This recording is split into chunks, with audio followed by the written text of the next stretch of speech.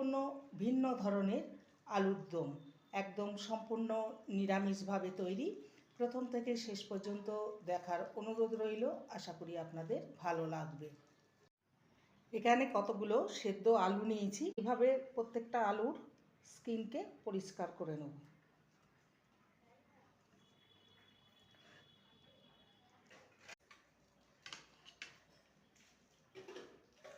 যেহেতু আলুগুলো বড় বড় আছে,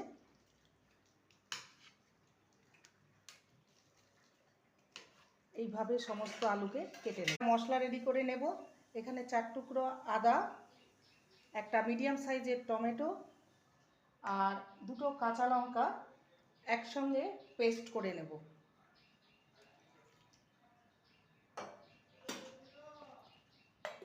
2 টেবিল স্পুন টক দই নিয়েছি। এর মধ্যে কিছু মশলা অ্যাড করব। হলুদ গুঁড়ো, স্বাদ অনুযায়ী লবণ, 1 টিস্পুন ধনে গুঁড়ো, 1 টিস্পুন জিরে গুঁড়ো, কাশ্মীরি লঙ্কার গুঁড়ো। এখানে ঝাল লঙ্কা দেব না, কাঁচা লঙ্কায় ঝালে ঝালটা, টমেটো টক দই পড়েছে, স্বাদের ব্যালেন্সের জন্য দিয়ে দেবো 1 টিস্পুন চিনি।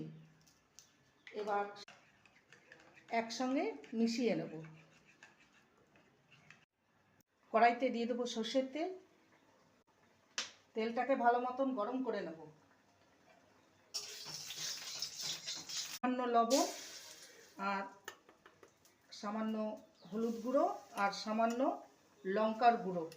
এবার আলুটাকে দেবো।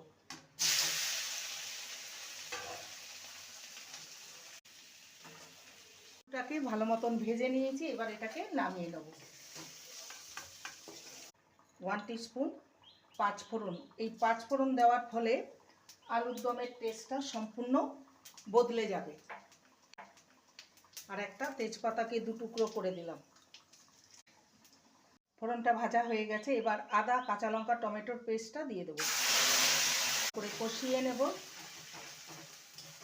টমেটো, আদা, কাঁচা লঙ্কাকে ভালো মতন কষিয়ে নিয়েছি। এবার দইয়ের মধ্যে যে মশলাটাকে গুলে রেখেছিলাম সেটা দিয়ে দেবো।